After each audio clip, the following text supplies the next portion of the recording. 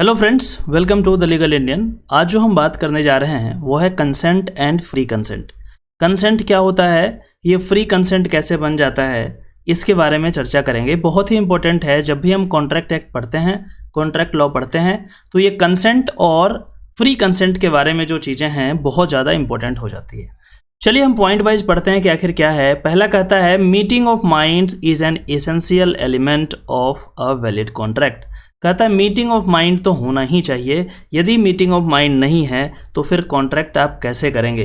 Contract के लिए pre requisite है एक तरीके से कि आपको मीटिंग ऑफ माइंड तो होना ही चाहिए। पिछले लेक्चर्स में भी मैंने इसके बारे में बात की थी, आप जाकर के रिवाइज कर सकते हैं। दूसरा जो है पॉइंट ये कहता है टू और more persons are said to consent when they agree upon, ये इंपॉर्टेंट है, कहता है when they agree upon the same thing. Same ही थिंग होना चाहिए in the same sense. Same thing होना चाहिए और सेम सेंस में होना चाहिए। जैसे मान के चलिए मैं यदि आपको एक पेन बेच रहा हूँ तो सामने वाला जो बंदा है वो भी यही समझे कि पेन ही हमें लेना है, वो ये नहीं समझे कि कॉपी उसे लेना है। अदरवाइज क्या होगा कि मैं बेचना कुछ चाह रहा हूँ और वो खरीदना कुछ चाह रहा है। तो यहाँ पे जो है same thing and same sense वाली जो बात है वो रिक्वायरमेंट हमारी पूरी नहीं हो पा रही है, और यदि वो रिक्वायरमेंट पूरी नहीं होगी तो ये कॉन्ट्रैक्ट वैलिड नहीं हो सकता। इसी को लीगल टर्म में कहते हैं कंसेंसस एड आइडम। पहले ही मैंने आपको बताया था, फर्स्ट लेक्चर में जाकर के यदि आप देखेंगे तो वहाँ पे इन तमाम चीज़ों को आप पाएंगे। चलिए अगला पॉइंट देखते हैं। अगला पॉइंट कहता है if parties have not agreed upon the same thing in the same sense there is no real consent and hence no contract is made. कहता है यदि सेम थिंग और सेम सेंस में ये एग्री नहीं किए हैं तो क्या है, रियल कंसेंट तो यहाँ पे है ही नहीं। ये क्या हो गया, यहाँ पे consent is missing and therefore this is not a contract. ये क्लियर बात कहा गया है यहाँ पे। चलिए आगे बढ़ते हैं, और आगे जब बढ़ेंगे तो आप कंसेंट के बारे में और भी चीज़ें हम जानने का प्रयास करेंगे। कहता है कि consent is said to be free when it is not obtained by. बोल रहा है कि फ्री कंसेंट कब होगा। कंसेंट के बारे में हमने बात तो कर ली, लेकिन ये फ्री कंसेंट कब होगा हमें ये चेक करना पड़ेगा। तो इसमें कहता है कि यदि आपका जो कंसेंट है इन तमाम चीज़ों से यदि अफेक्टेड नहीं है, यदि इन तमाम चीज़ों को यूज़ करके नहीं ऑब्टेन किया गया है, तो ऐसा माना जाएगा कि आपका जो कंसेंट है वो बिल्कुल फ्री है। क्या ये चीज़ें हैं, इसके बारे में जानने का हम प्रयास करते हैं। पहला कहता है कोर्सन, दूसरा है अनड्यू इन्फ्लुएंस, तीसरा है फ्रॉड, चौथा है मिस रिप्रेजेंटेशन और पांचवा है मिस्टेक। यहाँ पे आप देखिए, आप इसको इस तरीके से कीजिए कि कोर्सन से लेकर के और मिस रिप्रेजेंटेशन तक ये इसको एक ग्रुप मानिए, और यहाँ से ये वाला जो मिस्टेक है इसको एक ग्रुप मानिए। अभी के लिए आप इतना समझिए कि यदि ये चार ग्राउंड है, कोर्सन हो, अनड्यू इन्फ्लुएंस हो, फ्रॉड हो या मिस रिप्रेजेंटेशन हो, यदि इसको यूज करके कंसेंट लिया गया है तो माना जाएगा कि फ्री कंसेंट तो नहीं है, और ये जो कॉन्ट्रैक्ट होगा, ये जो एग्रीमेंट एक्चुअली होगा वो क्या होगा, वाइडेबल होगा।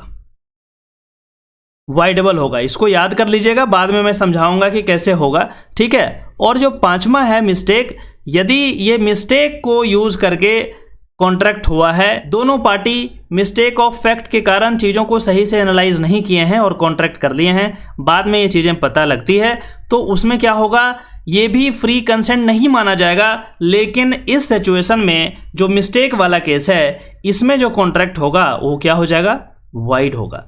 तो ये चीज़ें आप जो है समझ लीजिएगा, एग्जामिनेशन में पूछा जाता है कि किस में वाइडेबल होगा और किस में वाइड हो जाएगा। तो मिस्टेक में वाइड हो जाएगा, बाकी जो चार है ऊपर का, कोर्सन, undue influence, fraud, miss representation, इसमें क्या होगा, इसमें वाइडेबल होगा।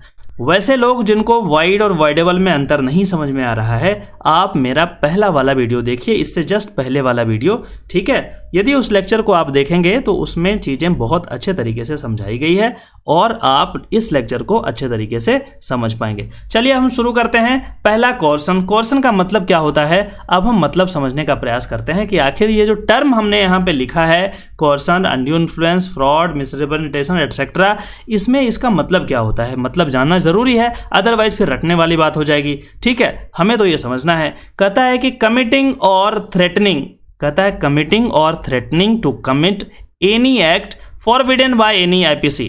कहता है कि आईपीसी में जो भी ऑफेंसेस दिए गए हैं, जो ऑफेंस हैं उसमें यदि उन तमाम ऑफेंसेस से कोई ऑफेंस कमिट करने की बात की जा रही है या फिर थ्रेट दी जा रही है, चाहे कमिट हो जाए, देखिए यहाँ पे चाहे कमिट हो जाए या थ्रेटनिंग टू कमिट, अभी कमिट नहीं हुआ है लेकिन थ्रेट मिल रहा है, उस सिचुएशन में भी कोर्सन होगा।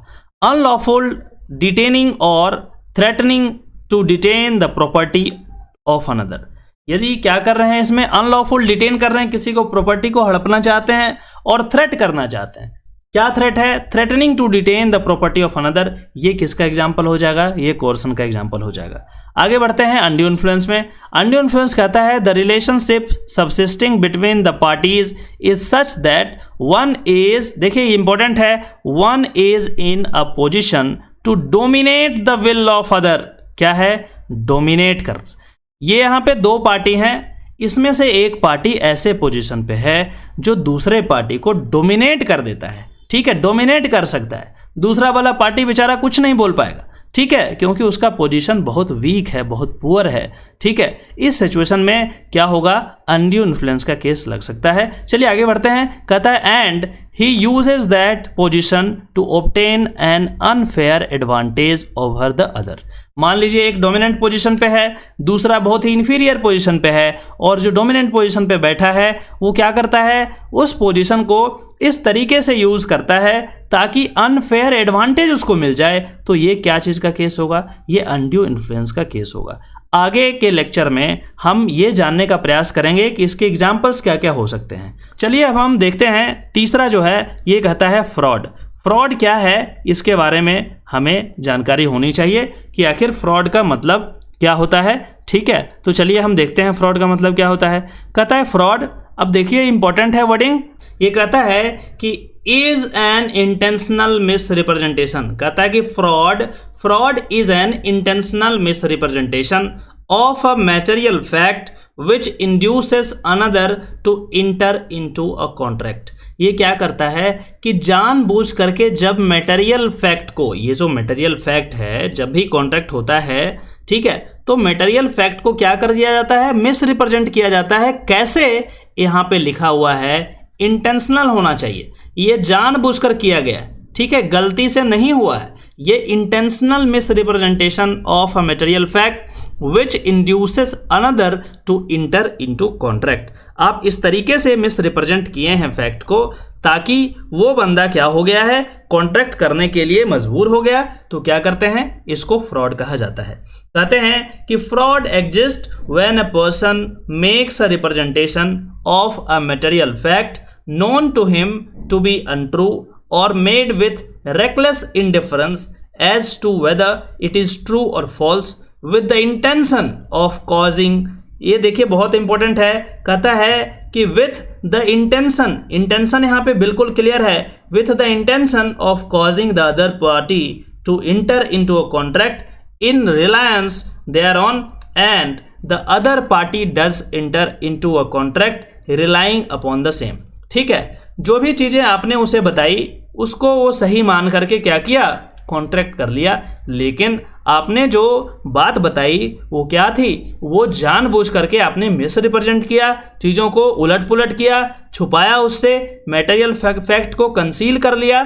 तो ये पूरा का पूरा सिस्टम यदि इस तरीके से आप करते हैं तो क्या कहता है कि फ्रॉड होगा। और इस तरीके से करके यदि आप कॉन्ट्रैक्ट कर भी लेते हैं उसके बावजूद भी क्या होगा? वो वाइडेबल हो जाएगा। ठीक है, चलिए अब तो हमने इंटेंशनल मिस रिप्रेजेंटेशन की बात कर ली।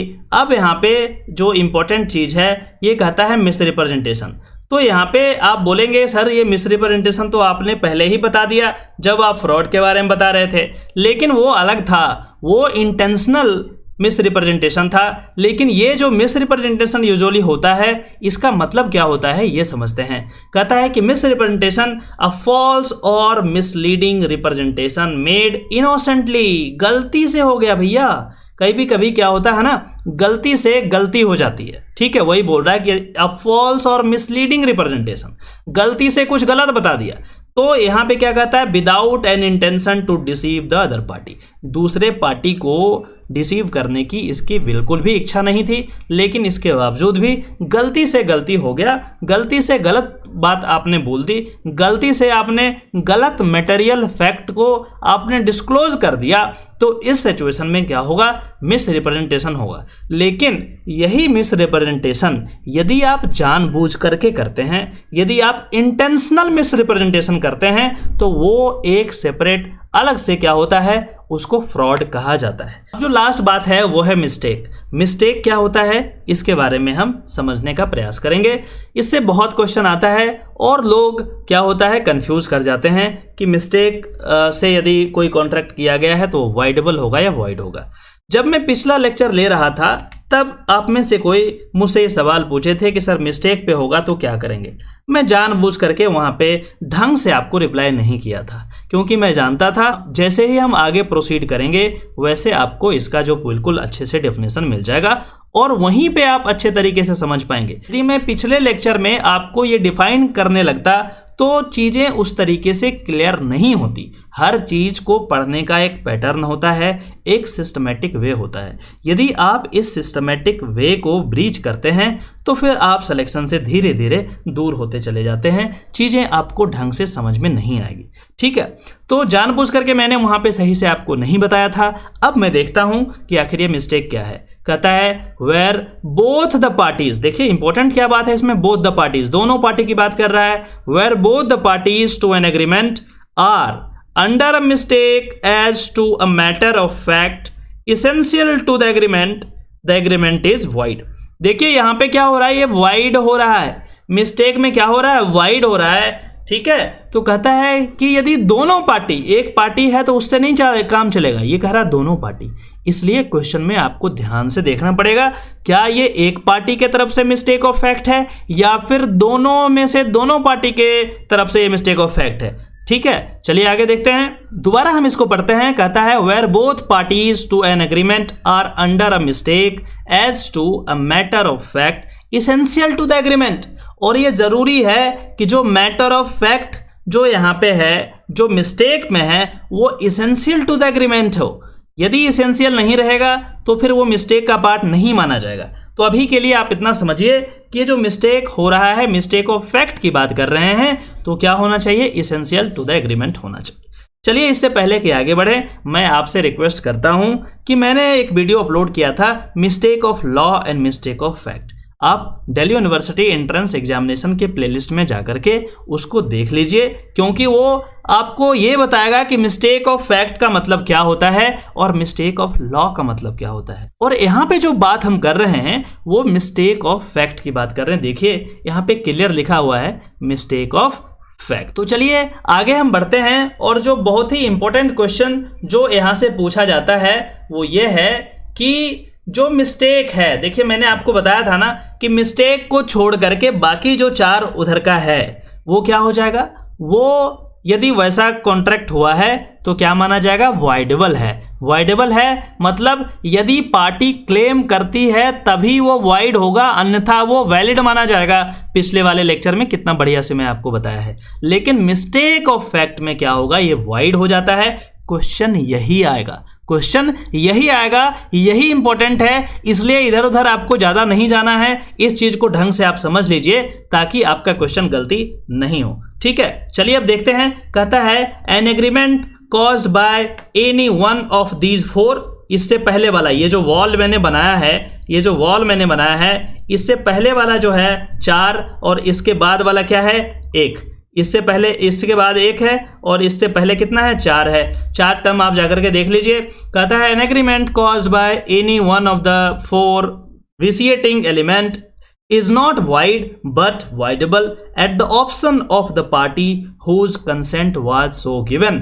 मतलब जो पार्टी उसमें कंसेंट लिया गया है फ्रॉड करके या कोर्सन से, अनड्यू इन्फ्लुएंस से, उसके पास ऑप्शन होता है, वो यदि चाहे ना तो क्या कर सकता है, कॉन्ट्रैक्ट को वाइडेबल से वाइड कर सकता है। यदि वो नहीं चाहे, यदि उसकी मर्जी नहीं है, उस सिचुएशन में क्या होगा, उस सिचुएशन में कॉन्ट्रैक्ट वैलिड ही माना जाएगा। समझ में आ गया? अब चीजें क्लियर हो रही है, लेकिन मिस्टेक में क्या होगा? वॉइड हो जाएगा। ठीक है, तो कुल मिलाकर के ये वाली चीजें जो है इंपॉर्टेंट है। चलिए अब मैं कुछ एग्जाम्पल आपके सामने प्रस्तुत करता हूं।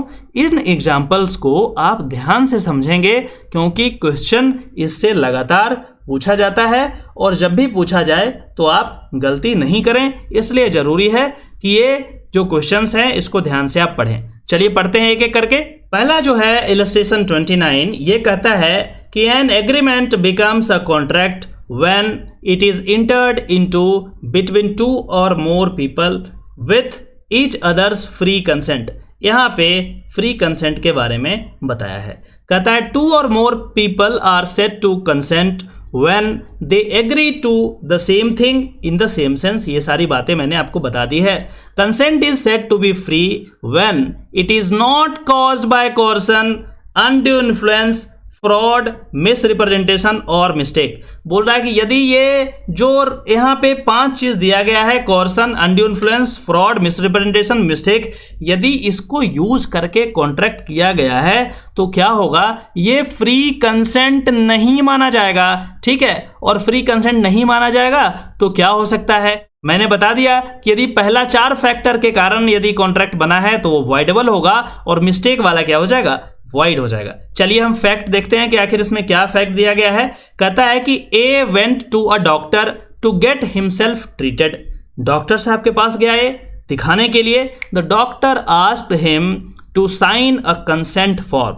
डॉक्टर साहब ने क्या बोला कि भैया आप जो है कंसेंट फॉर्म को साइन कर दीजिए। And said that unless he science it he will not examine him. तो क्या हो गया कि वो बोले कि जब तक तुम साइन नहीं करोगे तब तक मैं तुम्हें एग्जामिन नहीं कर रहा, मैं तुम्हें मेडिकल फैसिलिटीज नहीं दे रहा। तो क्या हुआ? ए को तो दिखाना था बेचारे को, अदरवाइज इसको प्रॉब्लम था, तो ये डॉक्टर के पास इसीलिए गया था क्योंकि इसको मुसीबत थी। अब क्या हुआ? A sign the form waiving his right to sue the doctor. ठीक है, अब उस समय जरूरी क्या था? उस समय मेडिकल इमरजेंसी थी, मेडिकल ट्रीटमेंट बहुत जरूरी था। तो ए क्या करता? ए उस समय उनको स्यू थोड़ी नहीं कर सकता कि आप ऐसे कैसे आप कंसेंट फॉर्म बोल रहे हो लिखने के लिए, मैं मेरी मर्जी मैं नहीं दूंगा। ठीक है, लेकिन वहां पे क्या कर सकता था? प्रैक्टिकली यदि आप देखेंगे तो ए नहीं कुछ कर सकता, क्योंकि उसे पहले ट्रीटमेंट होना, उसे सही होना पहले। तो इसमें क्या कर दिया? A signed the form waiving his right to sue the doctor. ठीक है, ये क्या कर दिया? साइन कर दिया। चलिए पहला ऑप्शन देखते हैं। पहला ऑप्शन कहता है this is a valid contract since A understood and consented to the terms. ठीक है।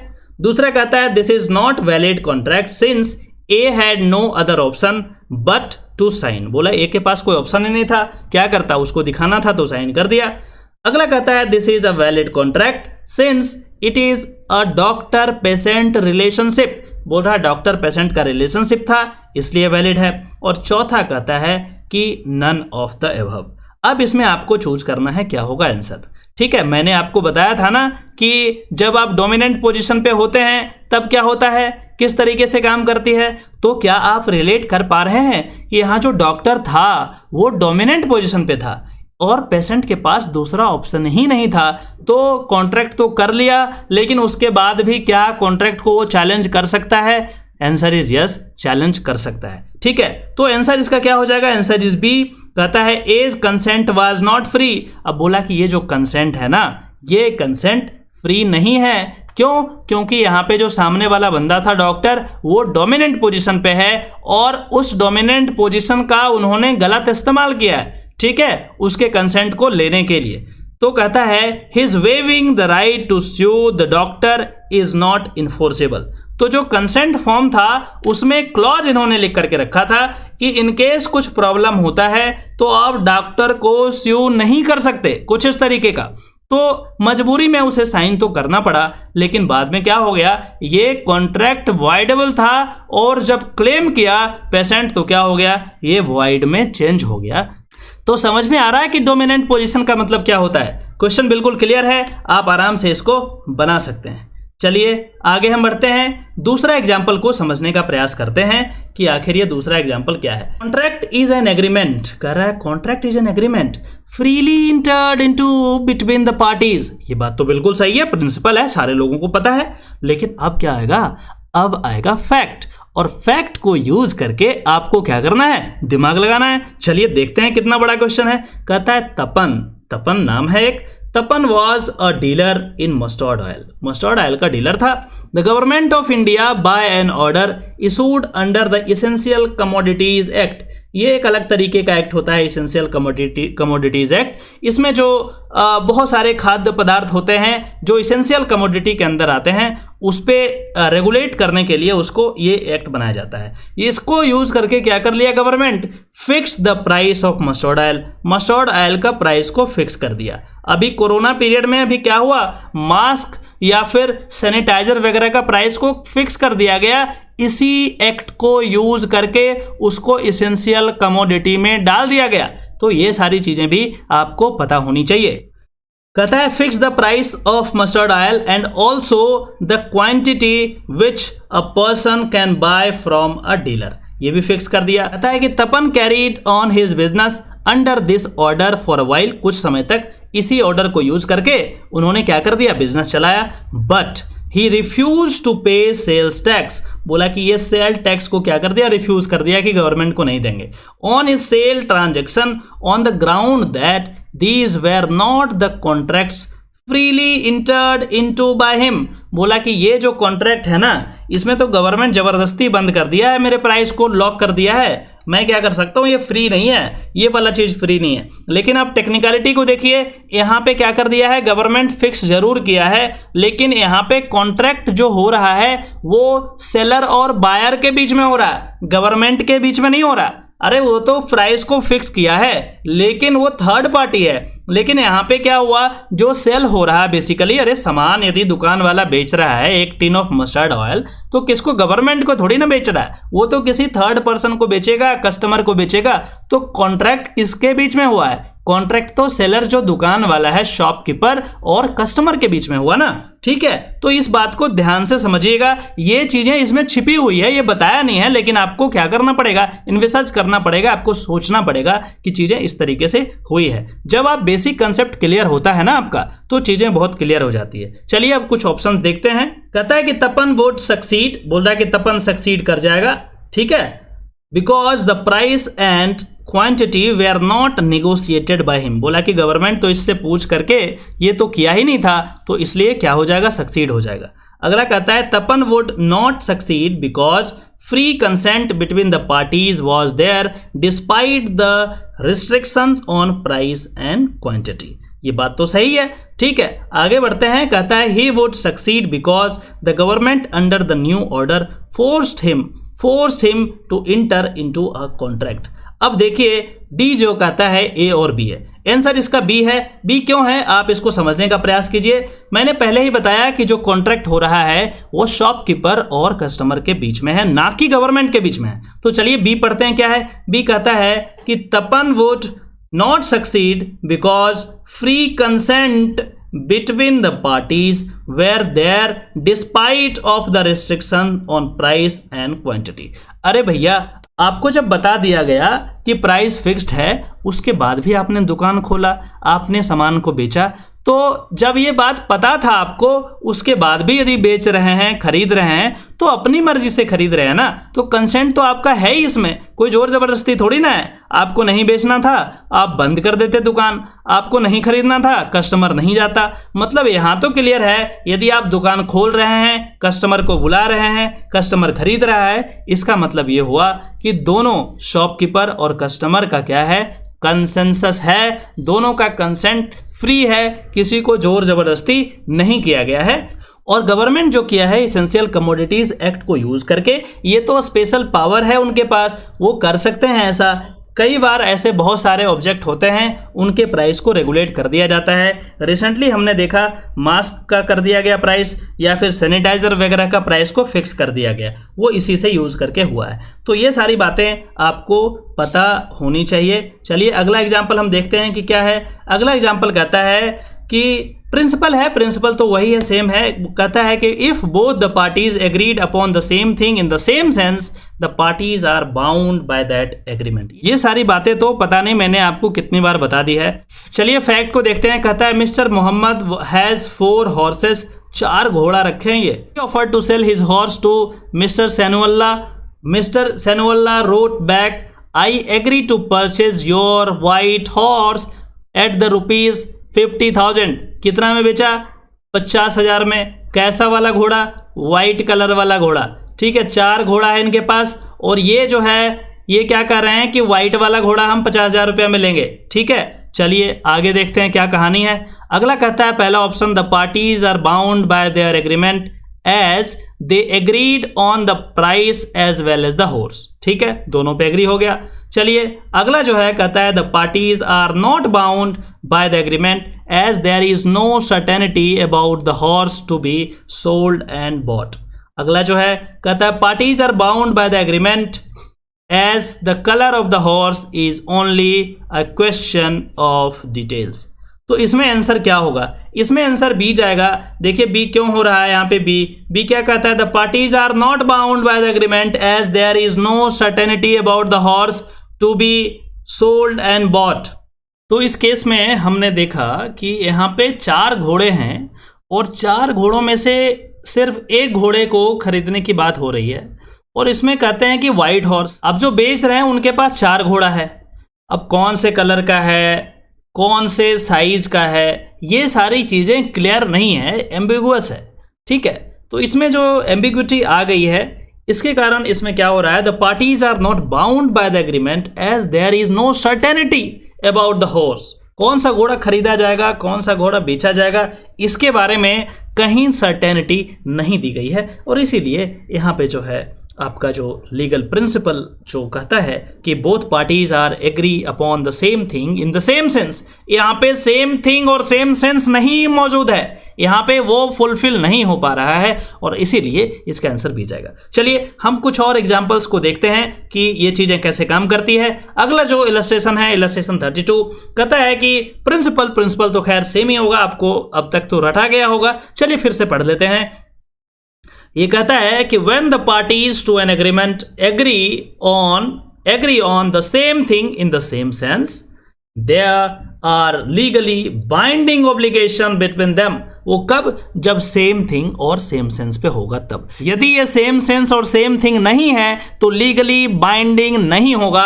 ये भी बात समझने की है। तो चलिए आगे हम बढ़ते हैं कि इसमें क्या फैक्ट है और क्या सिचुएशन है, इसको हम समझने का प्रयास करते हैं। ये कहता है कि Zaveri Lal antique shop was a well known shop of the locality.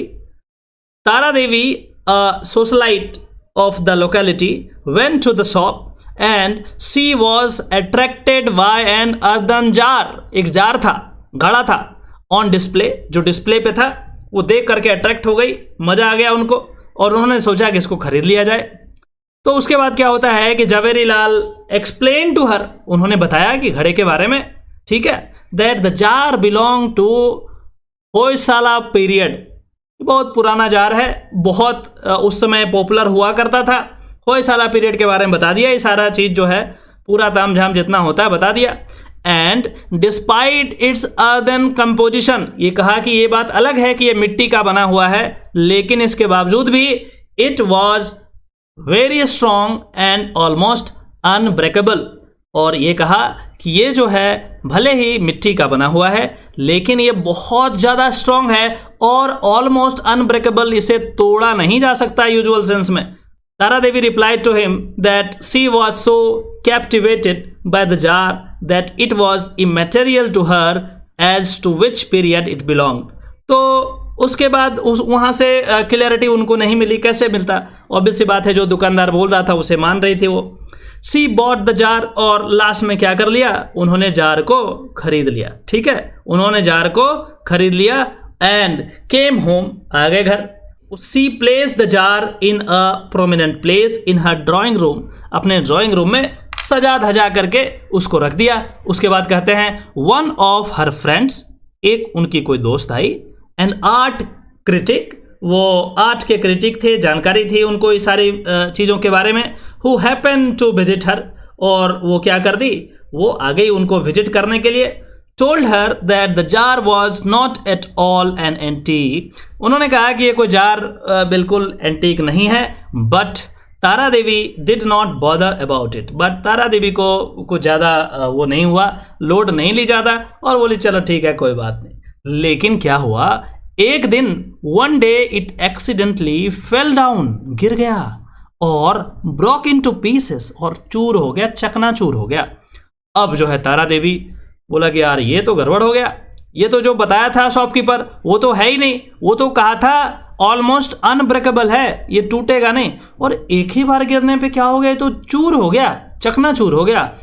Tara Devi took up the matter with Javeri Lal that his both statement, ये क्या है, बोथ स्टेटमेंट की बात कर रहा है। यहाँ पे देखिए बोथ स्टेटमेंट्स वेर रॉन्ग, दोनों का दोनों रॉन्ग है। एक तो बताया कि एंटीक है, वो भी गलत बताया, और बोला ऑलमोस्ट अनब्रेकेबल है, वो भी गलत बताया। And therefore he should pay damages to her, और इसीलिए क्या करना है, इसीलिए क्या करना है कि उनको डैमेजेस मिलना चाहिए, उनको मुआवजा मिलना चाहिए, उनको कंपनसेशन मिलना चाहिए। ठीक है, तो अब देखते हैं कि क्या क्या ऑप्शन हमारे पास है। ऑप्शन है Javeri Lal must compensate her since both his statements concerning the jar were wrong.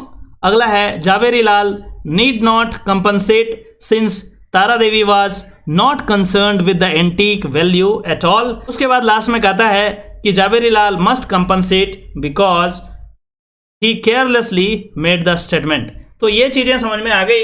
अब आंसर यहाँ पे ए है, कहता है कि जावेरी लाल मस्ट कंपनसेट हर, उसको कंपनसेट करना चाहिए, क्योंकि यहाँ पे प्रॉब्लम ये है सिंस बोथ हिज स्टेटमेंट, जो भी वो दोनों बात बताया था कंसर्निंग द जार, जार के बारे में, वेर रॉन्ग, ये गलत था, ये जानबूझ करके उन्होंने छिपाया इस बात को। तो इसको हम फ्रॉड में भी ले जा सकते हैं, जहां पे इंटेंशनली मिस रिप्रेजेंट किया, उनकी बातों को छिपा दिया एक तरीके से। ठीक है, और इवन यदि इनोसेंटली भी छिपाया तब भी क्या होगा, ये वॉइडेबल हो जाएगा, और क्या होगा, कॉन्ट्रैक्ट एज ए कॉन्ट्रैक्ट नहीं होगा। तो ऑब्वियस सी बात है, जब कॉन्ट्रैक्ट नहीं होगा तो क्या होगा, पैसा तो देना पड़ेगा ना, कंपनसेशन देना पड़ेगा ना। जो पैसा मैडम खर्च की थी एंटीक ये जो पीस था, उसमें जो भी पैसा लगा वो तो देना पड़ेगा ना वापस, रेस्टोरेशन तो करना पड़ेगा ना पार्टीज को, प्रीवियस पोजीशन पे तो पार्टीज को ले जाना पड़ेगा ना। और इसीलिए क्या हो गया, इसमें इस तरीके का निर्णय दिया जा सकता है। जो इलस्ट्रेशन है उसको देखने का प्रयास करते हैं कि क्या है। ये कहता है कि if there is undue influence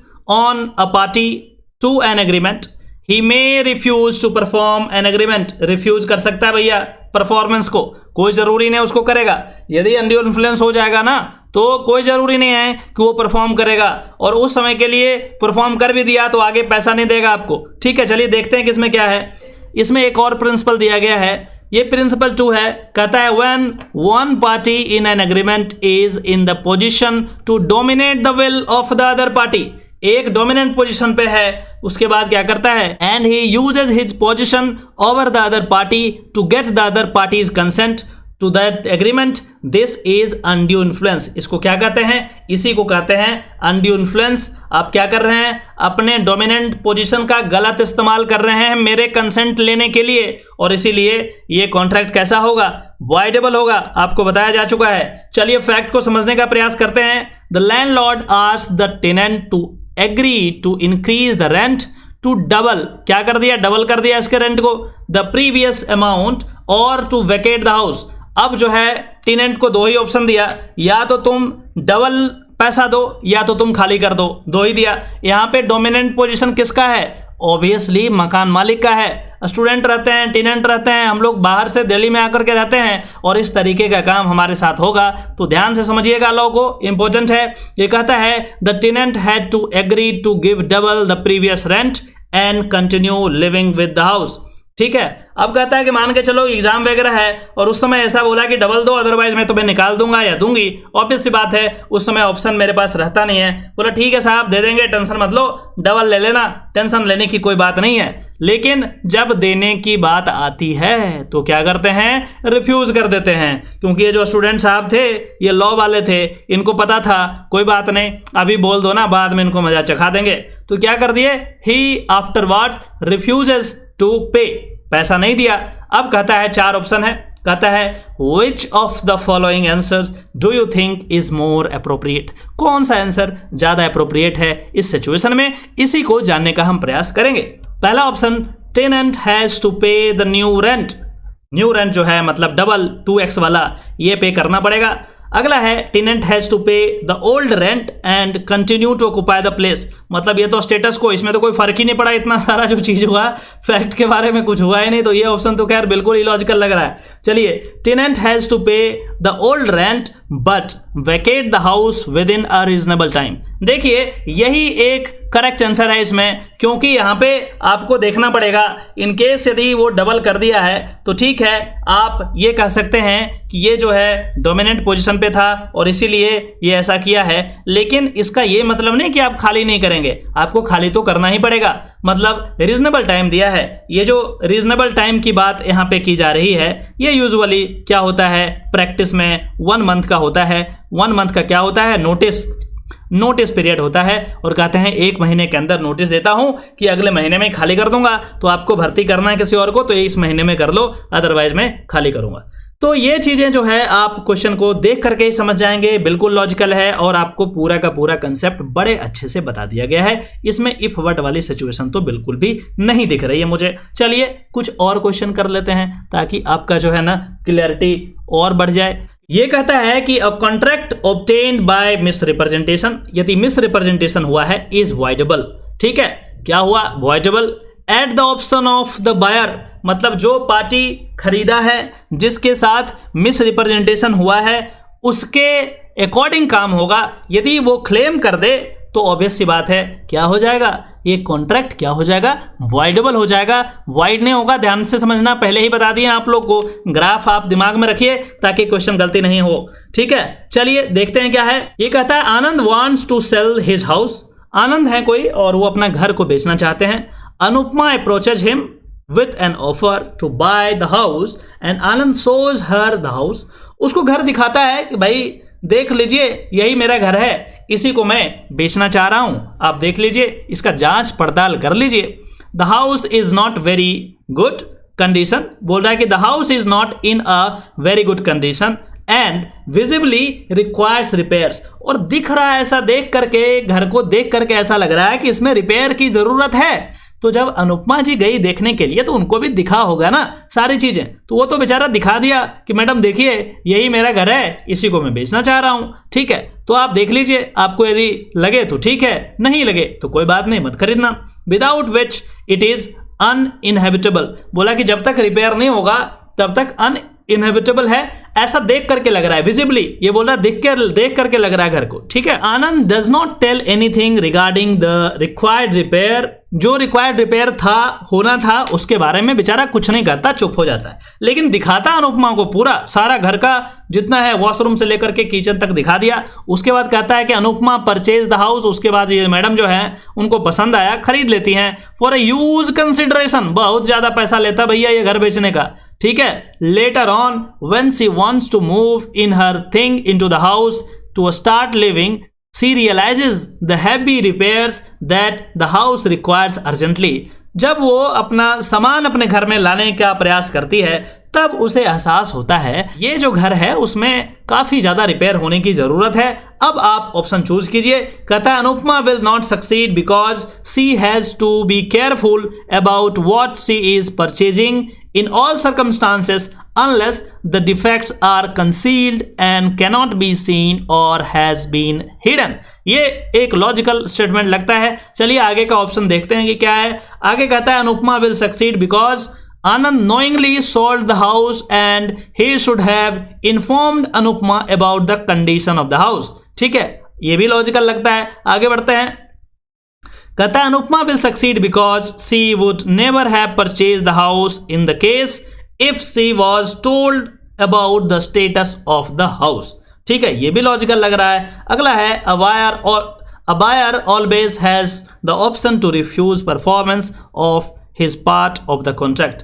ये कुछ लॉजिकल नहीं लग रहा है। यहाँ पे हम देख रहे हैं कि अनुपमा को घर जा करके दिखा दिया गया कि देख लीजिए यही घर है, इसी को बेचना चाहते हैं। तो आपको सजग होना चाहिए, आपको पूछना चाहिए, आपको इसमें मिस रिप्रेजेंटेशन वाली बात नहीं हुई है, आपको वही चीज दिखाया गया जो वो बेचने की बात कर रहा था। ऐसा नहीं कि आपको दिखाया कोई और घर, बेच दिया कोई और घर, इस तरीके की बातें नहीं हुई आपके साथ। जो घर दिखाया गया वही घर आपने खरीदा है, तो ठीक है, उस समय आपने नोटिस नहीं की। ये बात अलग है कि आनंद ने कुछ नहीं बताया उस घर के बारे में, लेकिन इसके बावजूद भी इसमें फ्री कंसेंट है, कहीं कोई दबाव नहीं है, कहीं कोई मिस रिप्रेजेंटेशन नहीं है। मिस रिप्रेजेंटेशन तभी होता है जब चीज़ों को आप जानबूझ करके छिपाते हैं। जब यहाँ घर को आप खुल्लम खुल्ला दिखा दिए तो छिपाया क्या? कुछ नहीं छिपाया मेरे भाई, ठीक है। तो ये सारी चीज़ें आपको दिमाग में रखना पड़ेगा और थोड़ा लॉजिकल होकर के काम करना पड़ेगा, ठीक है। इमोशन और ये जो चीज़ें होती है इसको लॉ के उसमें नहीं यूज करते हैं, otherwise answer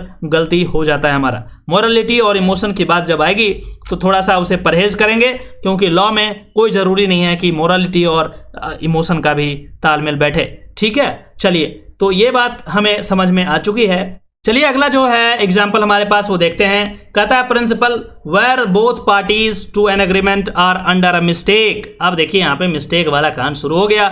mistake as to matter of fact. देखिए दो चीज आपको ध्यान में रखना है, मिस्टेक है तो किस चीज का है, और मैंने पहले ही बताया जब भी मिस्टेक का क्वेश्चन करें उससे पहले मिस्टेक ऑफ फैक्ट और मिस्टेक ऑफ लॉ वाला जो वीडियो मेरे चैनल पे पड़ा है उसको जाकर के सर्च कीजिए, उसको जाकर के देखिए, उसी के बाद ये लेक्चर को शुरू करें, ठीक है। कहता है under a mistake as to matter of fact essential to the agreement is void. ये बता दिया, यदि मिस्टेक ऑफ फैक्ट है और उस चीज के ऊपर है जो कि इसेंशियल फॉर द एग्रीमेंट है तो पूरा का पूरा एग्रीमेंट क्या होगा? वॉइड होगा। चलिए इस इलस्ट्रेशन को देखने का प्रयास करते हैं। कहता है कि when both parties to an agreement are under a mistake as to matter of fact essential to the agreement is void. यहाँ पे जरूरी है इस बात को समझना कि यहाँ पे मिस्टेक किस चीज का है। मिस्टेक है किस चीज का? मैटर ऑफ फैक्ट का। तो जो लोग मेरे उस वीडियो को नहीं देखे हैं जिसमें मैंने मैटर ऑफ फैक्ट और मैटर ऑफ लॉ को डिफरेंशिएट किया है, वो वीडियो को जाकर के आप देखिए, इस लेक्चर को पॉज कीजिए, उसको जाकर के देखिए और फिर आकर के इस क्वेश्चन पे आप अटेम्प्ट कर सकते हैं, ठीक है। चलिए कहता है कि A had a piece of land, एक लैंड का टुकड़ा है इनके पास, जमीन का। उसके बाद कहता है ही believe that the value of the land was 1000 पर स्क्वायर फुट। 1000 पर स्क्वायर फुट के दाम से इन्होंने ऐसा बिलीव किया है कि ऐसा है। B knew that the value of the land was in fact 1500 per square foot. अब ए जो है वो सोच रहा है कि 1000 पर स्क्वायर फुट है, और बी जो है उसको पता है, B knew that the value of the land was in fact 1500 rupees per square foot. However, he did not inform A, लेकिन B तो चालाक है, इसको खरीदना है, इसको पता है कि ये सामान महंगा है लेकिन ये तो सस्ते में मिल रहा है, तो क्या हुआ? However, he did not inform A and purchased the land at rupees 1000 पर स्क्वायर फुट। तो बी ने क्यों इन्फॉर्म करेगा? ऑब्वियस सी बात है, इन्फॉर्म करेगा तो उसका नुकसान हो जाएगा ना, सामने वाला बंदा क्यों ही बेचेगा? लॉजिकल है, ये सारी बात इसमें छिपी हुई है, आप थोड़ा सा लॉजिक लगा दीजिए इसमें। चलिए ऑप्शन देखते हैं। ऑप्शन कहता है the contract is valid since A should have been more careful. ठीक है, आगे बढ़ते हैं। कहता है the contract is valid since B paid for the land. ठीक है, ऑब्वियस सी बात है, कंसिडरेशन यहां पे पूरा हो गया, एग्रीमेंट पूरा हो गया, कंसेंट भी दोनों का है। ठीक है, ये बात अलग है कि ए जो है कम दाम में बेच रहा है, लेकिन कम दाम में बेच रहा है तो उसमें कोई बाहरी दबाव तो नहीं है, किस तरीके का मिस रिप्रेजेंटेशन तो नहीं है। ठीक है, वो अपने मर्जी से बेच रहा है, उसका जमीन है, वो 1000 में बेचे या 1 लाख में बेचे या 1500 में बेचे, क्या ही फर्क पड़ता है उससे। ठीक है, आगे बढ़ते हैं। आगे कहता है the contract is void since A was mistaken about the cost of land. बोला कि contract is void because A was mistaken. A क्या हो गया? यहां बोल रहा है कि ए वॉज मिस्टेकन। ठीक है, 1500 एक्चुअल मार्केट वैल्यू था, लेकिन इन्हें ऐसा लगा कि 1000 ही है तो 1000 कर दिया। अब है अगला कि the contract is valid since the land has already been purchased. ठीक है, 4 ऑप्शन आपके पास है, तो लॉक कीजिए कौन सा ऑप्शन सही होगा। देखिए द आंसर इज बी।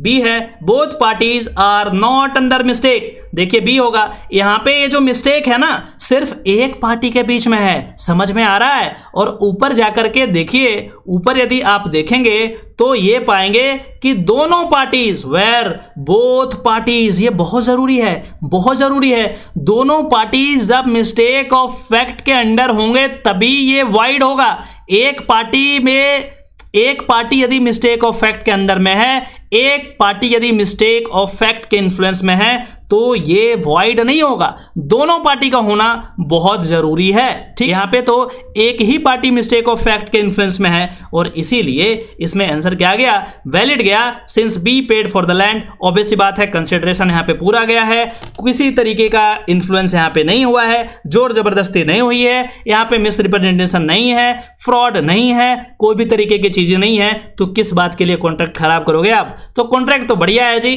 ठीक है। ए को नहीं पता था, ए को और ज्यादा दाम बोलना चाहिए था, लेकिन उन्होंने नहीं बोला, मिस्टेक ऑन हिज पार्ट है। दोनों पार्टी के बीच में जब मिस्टेक होगा तभी क्या होगा, ये वॉइड होगा, अन्यथा नहीं होगा। तो इस क्वेश्चन से ये सीखने वाली बात है कि दोनों पार्टी का होना जरूरी है, मिस्टेक ऑफ फैक्ट दोनों पार्टी की तरफ से होगा तभी ये काम करेगा। चलिए आगे बढ़ते हैं, अगला क्या है उसको भी जरा देख ही लेते हैं ताकि आपका कंसेप्ट जो है वो क्लियर हो जाए। लास्ट ही है ये क्वेश्चन, तो चलिए देखते हैं। ये कहता है कि where both the parties to an agreement are under a mistake as to the matter of fact. देखिए यहाँ पे क्या आ गया, बोथ, दोनों है, ठीक है। Essential to the agreement is wide.